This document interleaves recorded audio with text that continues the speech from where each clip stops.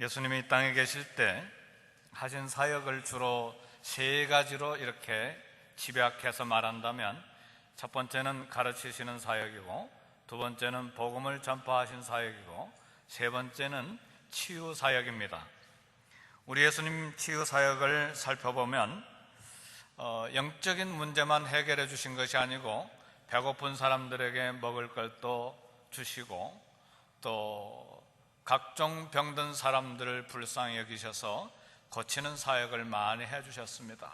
그리고 목마른 사람들에게 생수를 주시고 그들을 위로해 주시고, 또 수많은 사람들을 이렇게 치료해 주셨을 뿐만 아니라 외로운 사람들을 위로해 주시고 소망이 넘치도록 해 주셨습니다. 이처럼 우리 주님은 상처받은 사람과 병든 사람에게 깊은 애정과 그리고 참 긍휼한 사랑을 쏟아 부어 주셨습니다. 우리 주님의 사랑은 관념적이 아니고 생각 속에만 머물러 있는 것이 아니고 이론적이 아니라 직접 실천적으로 행동으로 우리에게 참 보여주시고 또 실천해 주신 사랑이었습니다. 그래서 하늘에서 그냥 하늘 보좌에 앉으셔가지고 내가 너희를 사랑한다 이렇게만 문자 메시지 보내거나 전화만 하시거나 카톡이나 이렇게 하시고 팩스나 보내신 것이 아니고 직접 몸을 입고 이 땅에 오신 것입니다. 그리고 이 사랑을 우리에게 쏟아 부어 주셨습니다. 이런 주님의 사랑과 은혜가 오늘 이 시간에도 저와 여러분들에게 있는 것을 믿습니다. 믿습니까? 이런 주님의 사랑을 늘 기억해야만 합니다. 오늘 본문에서 예수님은 38년 된 소망이 없는, 그야말로 소망이 없는 환자를 치료해 주셨습니다. 예수님이 그 환자를 낫게 해주신 이유는 아주 간단합니다. 우리 예수님이 바로 하나님이시기 때문에 그렇습니다. 예수님이 생명의 근원이신 하나님, 생명을 만드신 하나님, 생명의 근원이신 하나님, 생명을 부어주신 하나님이시니까 죽은 자가 살아나고 병든 자가 치료되고 그 다음에 귀신이 쫓겨나는 기적이 일어나는 것입니다. 그래서 저는 때때로 이 병든 분들을 위해서 기도할 때 하나님이여, 하나님이 창조하신 생체 조직이 전부 다 회복되게 해 주옵소서, 이런 기도를 가끔 해요. 왜요? 우리 예수님이 창조주시기 때문에 우리 모든 생체 조직, 뼈 마디마디, 신경세포 하나하나, 오장육부 전체를 창조하신 분이기 때문에 하나님이여, 모든 생체 조직이, 모든 혈관과 모든 세포 조직이 정상을 회복하게 해 주옵소서, 예수님의 이름으로 기도합니다. 때로 그렇게 기도하실 수 있기를 제 이름으로 축복합니다. 때로는 명령도 해야 돼요. 예수님의 이름의 권세를 가지고. 왜요? 우리 예수님이 하나님이시기 때문에 우리는 그 이름을 힘입어 기도할 수 있는 것입니다. 그래서 우리 주님이 이처럼 이 땅에 긍휼을 베풀어 주셨을 때에 병든 자가 치료받고 귀신이 쫓겨나는 기적이 일어나는 것입니다. 38년 된 병자를 만나주시고 일어나 걸어가는 은혜를 베풀어 주셨습니다. 사랑하는 성도 여러분, 우리 모두 다 하나님의 은혜로 강하게 일어나 걸어가는 놀라운 은혜가 저와 여러분의 삶 속에 있기를 주의 이름으로 축복합니다. 그런데 성도 여러분, 여기 오늘 제목을 일어나 걸어가라고 했는데 우리가 신체적으로 일어나 걸어가고 정신적으로 일어나 걸어가고 사업이 잘 돼서 일어나 걸어가고 마음이 건강해서 일어나 걸어가고 모든 관계가 회복이 돼서 일어나 걸어가는 것이 그렇게 이 말처럼 쉽지는 않아요. 아예 우리가 태어날 때부터 일어나 걸어가는 것이 쉽지 않아요. 제가 브라질에서 닭을 키우고 그리고 염소와 양들을 몇 마리 선교관에서 키웠는데 마침 참 럭키한 순간이었는데 염소가 새끼를 낳는 현장에 있었어요. 2마리를 낳는데 참 신기하더라고요. 이렇게 어미 뱃속에서 나왔는데 막 태까지 묻혀서 나왔는데 불과 1분도 안 돼서 벌떡 일어나더니 툴툴툴툴 털고 그 다음에 엄마 젖을 찾아가는 것을 보았어요. 굉장하더라고요. 병아리도 역시 마찬가지입니다. 병아리 알에서 깨어나자마자 약간 마르기만 하면 엄마 품속에서 나와서 바로 걸어갑니다. 근데 우리 인간은 참 어떻습니까? 태어나자마자 그냥 엎어놓으면 1년 내내 엎어져 있어가지고 죽습니다. 2년이 가도 잘 못 걸어요. 우리 인간이 왜 이렇게 약한지 모르겠어요. 물론 긴 기간이 지나서 더 위대한 일을 감당합니다마는, 사랑하는 성도 여러분, 그래서 참 우리 일어나 걷는 것이 쉽지는 않아요. 그래서 우리는 어떤 문제이든 참 고통스러운 문제에서 빨리 속히 벗어나기를 바라요. 질병이든 문제이든 빨리. 수술 받은 다음에 아픔이 얼마나 오래 지속이 됩니까? 그러니까 그 아픔 빨리 벗어나기 위해서 그냥 단추를 누르는 거죠. 간호원 빨리 와서 아프지 않도록 주사를 놔주라, 그 말이죠. 그러나 전도서의 지혜자는 말합니다. 전도서 3장 1절에 보니까 천하의 범사가 기한이 있고 모든 목적이 이룰 때가 있나니, 기한이 있고 목적을 이룰 때가 있다는 말. 이 말은 무슨 말입니까? 이 솔로몬의 고백은 인간이 무엇을 계획하고 무엇을 소원하든지 그 성취의 때는 하나님의 손에 맡겨드려야 된다는 말씀입니다. 그 성취의 때를 하나님께 맡겨드릴 때 우리의 삶의 결과가 아름답게 되는 것입니다. 이 삶의 때, 하나님이 정하신 때 맡겨드리지 않고 뭔가를 빨리 하려고 할 때 무리가 생겨요. 언젠가도 그런 설교를 했습니다만 저도 그런 경험이 있어요. 이 누에꽃이, 그 두꺼운 누에꽃이 이 껍질을 벗겨 나오려고 나방이 얼마나 애를 씁니까? 그거 빨리 나오게 한다고 이렇게 이 가위로 잘라줬다간 날지 못하고 이게 누에가 죽습니다. 그러니까 강하게 그 껍질을 벗겨 나오려고 막 힘쓸 때 이 에너지가 이 나방의 전신에 퍼져가면서 힘을 얻어서 뚫고 나올 때 강한 누에고치가 되는 것이죠. 아마 그런 원리가 우리 삶에도 적용되는지 모르겠습니다. 하나님의 때가 아니고 인위적으로 사람의 생각으로 그 기간을 앞당기려고 할 때 문제가 발생해요. 그래서 좀 기간이 늘어지고 그다음 우리의 원하는 때가 아니고 뭔가 우리가 원하는 대로 제때 이루어지지 아니할 때 너무 답답해하지 않고 우리 주님의 손에 맡기는 믿음의 있기를 주의 이름으로 축복합니다.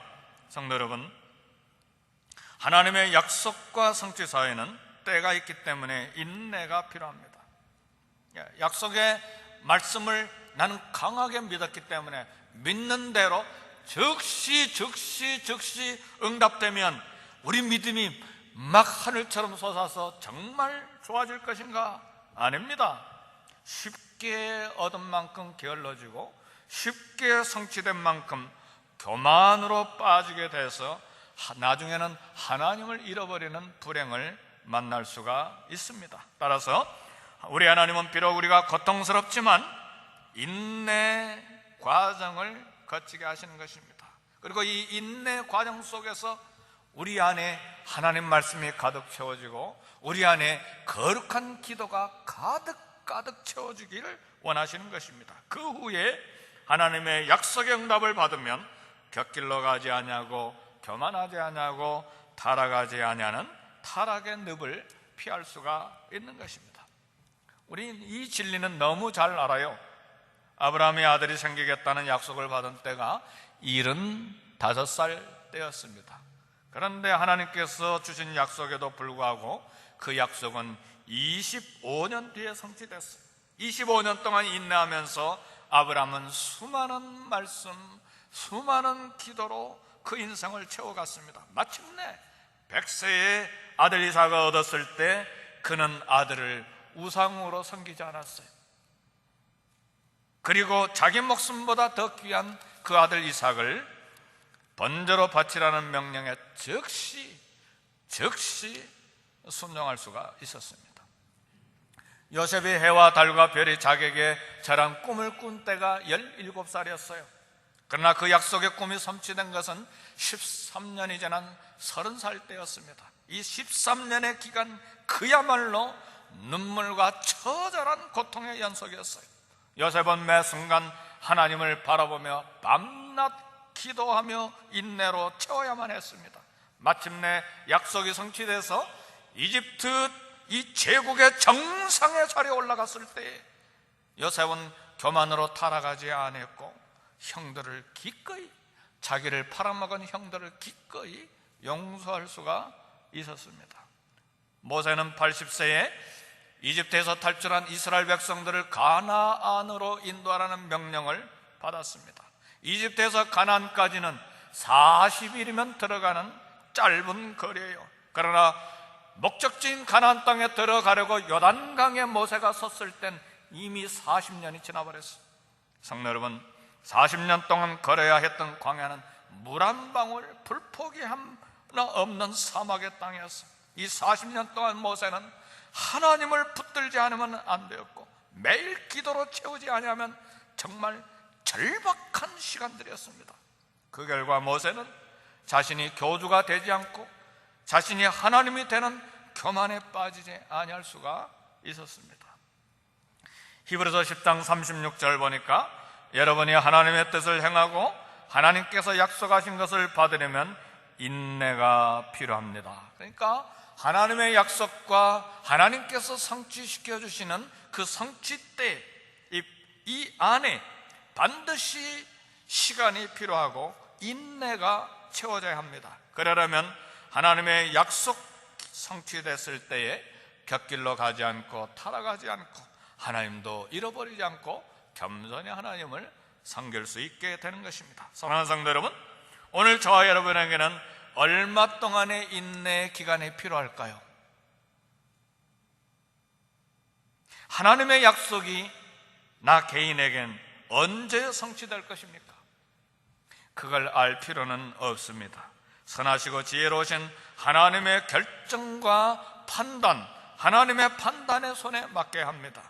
중요한 것은 지난주에도 말씀드렸습니다만 어떤 쓰라린 눈물의 순간에 있던 어떤 견디지 못할 고통의 순간에 있든지 간에 하나님의 약속과 성취 중간에는 인내가 필요하고 거룩한 기도로 채워져야 되는 그 기간이 필요하기 때문에 그 기간에 우리가 확신해야 될 것은 4가지가 있어요. 첫 번째는 하나님이 나를 사랑하신다.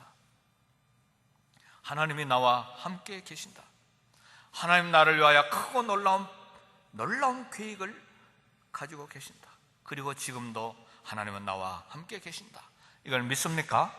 어느 순간에든 이 4가지를 기억하세요. 하나님 나를 사랑하신다. 하나님은 나와 함께 계신다. 하나님 나를 위하여 놀랍고 크고 좋은 계획을 가지고 계신다. 그리고 지금 나와 함께 계시고 인도하고 계신다.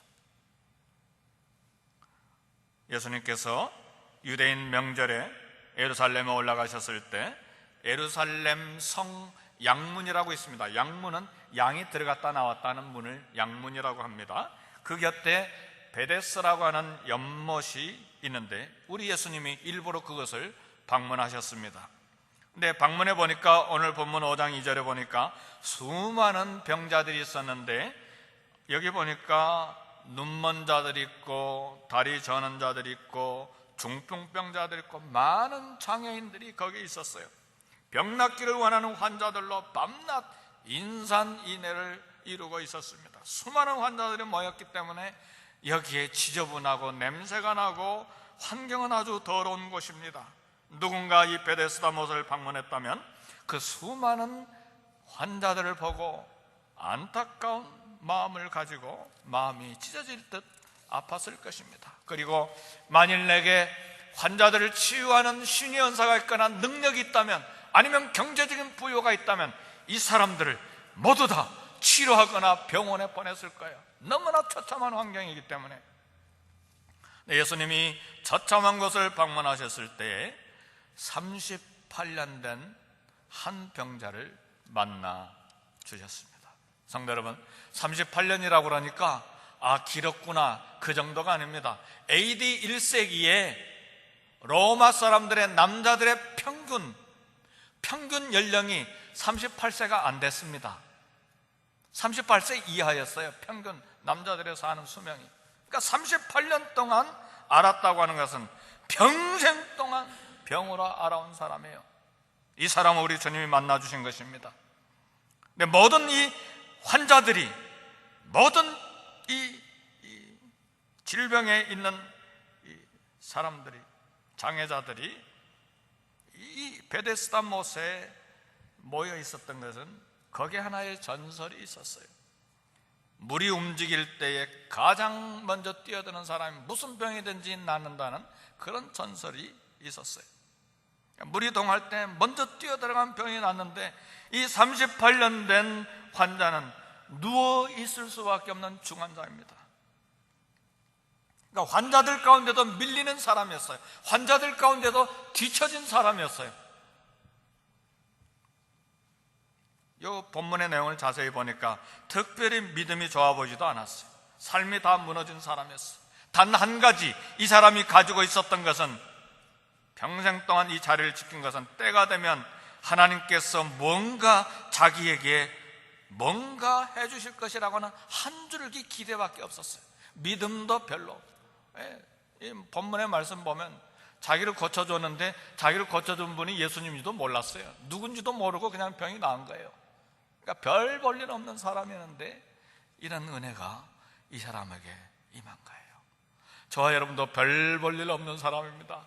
때때로 우리가 기도 많이 하고 성경 많이 읽으면, 나는 그래도 사랑받을 자격이 있어, 믿음의 위대한 사람이야, 그렇게 생각하는데 천만에요. 저를 볼 때 저는 가끔 그걸 느껴요. 정말 별 볼 일 없는 사람이다. 어제도 우리 교회를 몇 바퀴 돌면서 기도하는데, 하나님, 정말 저는 별 볼 일 없는 사람입니다. 아는 것도 없고 경험도 없고 아무것도 없는 사람입니다. 오직 하나님의 은혜만 필요합니다. 그리고 이 좌석을 여러 바퀴 돌았어요, 기도하면서. 여러 바퀴 도니까 그게 무슨 그런 짓이요? 이스라엘 백성들이 여리고성을 괜히 돌았나요?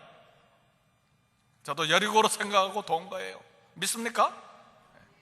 어떤 장로님들은 좌석 하나, 토요일마다 오셔서 좌석 하나하나마다, 좌석마다 안수 기도하는 장로님들이 있다는 이야기를 들었어요. 괜히 하는 기도가 아닙니다. 별 볼 일 없기 때문에, 오직 하나님의 은혜만 필요하기 때문에 기도하는 거예요. 그렇게 오늘 38년 된 사람은 자기를 고쳐준 사람이 예수님인지도 모르고 병이 나와버렸어요. 믿음이 크다고 병이 낫는 게 아니에요. 하나님의 은혜가 필요합니다. 예수님의 은혜가 필요합니다. 믿습니까? 우리 사업도 역시 마찬가지예요. 막 하버드 대학 경제학을 연구했다고 사업이 잘 되는 게 아니에요. 하나님의 은혜가 필요합니다. 우리 인생의 삶이 다 하나님의 은혜가 필요해요. 하나님의 은혜를 사모하기를 주의 이름으로 축복합니다. 성도 여러분, 마침내 하나님의 은혜와 긍휼의 때가 되었을 때 우리 예수님께서 베데스다에 친히 나타나셨고 그를 만나주셨고 즉시 낫게 해주셨어요. 내게 믿음이 있느냐 물어보시지도 않았어요. 그냥 낫게 해주신 거예요. 낫게 해주신 다음에 나중에 내가 너를 낫게 했다, 나중에 가르쳐 주셨어요. 이게 하나님의 은혜입니다. 성도 여러분, 베데스다 연못에 물 한 방울 묻히지도 않고 전설에 천사가 와서 물을 움직이게 해서 먼저 뛰어든 사람이 낫겠다, 그런 것 전혀 상관없이 물 한 방울 묻히지도 않고 38년 중병에서 구원하신 것입니다. 예수님의 은혜가 임했습니다. 이런 은혜가 저와 여러분의 있기를 주의 이름으로 축복합니다. 예수님은 거기에 있는 모든 환자들을 다 치료하지 아니하시고 오직 한 사람만 택해서 치료해 주셨습니다. 왜 자비로운 주님께서 모든 사람을 다 치료하지 아니하셨는가? 우리는 모릅니다. 예수님은 지혜가 있으신 분이시고 모든 것을 아시는 분이기 때문에 우리는 주님의 선택과 결정을 신뢰할 뿐입니다. 그러나 확신하건대 머지않아 어느 날 예수님이 세상의 모든 병원과 세상의 모든 공동묘지가 텅텅 비게 할 날이 반드시 올 걸 믿습니다. 반드시 그렇게 오게 돼. 그런 날이 올 거예요. 그 날이 오면 죄와 고난과 질병과 죽음이 없는 세상에서 살게 될 거예요. 요한계시록에서 우리 주님이 그렇게 약속하셨어요. 내가 진실로 속히 오리라. 그 영광의 날에 속히 오기를 우리는 기다리면서 오늘을 살고 있습니다. 성도 여러분, 우리 하나님은 충만하신 생명으로 저와 여러분과 함께 계십니다. 언제 어디서나 우리와 함께 계십니다. 히브리 말로 베데스라고 하는 말은 은혜의 집이라는 말입니다. 은혜의 집에서 38년 된 병자가 하나님의 때가 됐을 때 치료를 받았습니다. 중요한 것은 오늘 우리가 어느 장소에 있든지 베데스다에 살고 있다는 사실입니다. 은혜의 집에 살고 있어요. 믿습니까? 우리 몸이 뭡니까? 성령이 거하시는 전이잖아요. 하나님이 우리와 함께 계시다. 그러니까 우리는 어느 장소에 있든 어느 시간에 있든 베데스다에 살고 있는데, 우리가 하나님의 집에, 은혜의 집에 있다면 그러면 왜 우리의 고통이 끝나지 아니하는가? 우리가 은혜의 집에 베데스다에 있는데 왜 크고 작은 폭풍들이 그치지 아니하는가? 마음을 다해 주님을 따라 헌신하고 여기까지 왔음에도 불구하고 아직도 폭풍 가운데 있는가?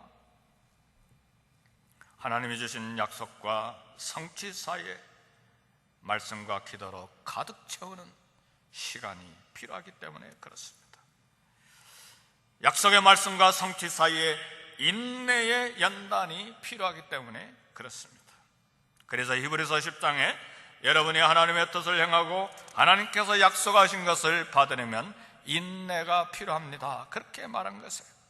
그리고 솔로몬 전도자 지혜자가 말하기를 천하의 범사가 기한이 있고 모든 목적이 이룰 때가 있나니, 하나님께서 때가 되면 절실하게 우리에게 필요한 것을 은혜로 풍성하게 넘치도록 충분히 채우실 것을 믿습니다.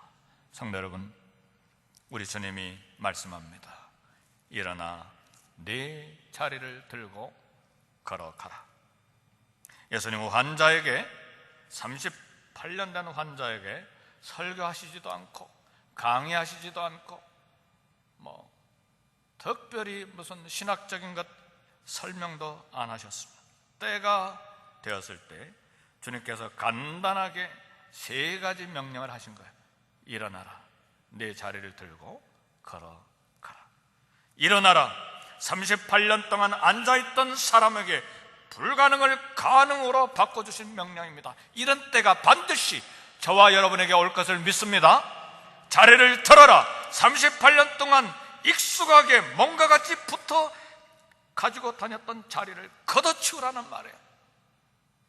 걸어가라. 과거의 상처와 단절하고 미래의 소망을 향해서 힘차게 걸어가라는 말씀입니다.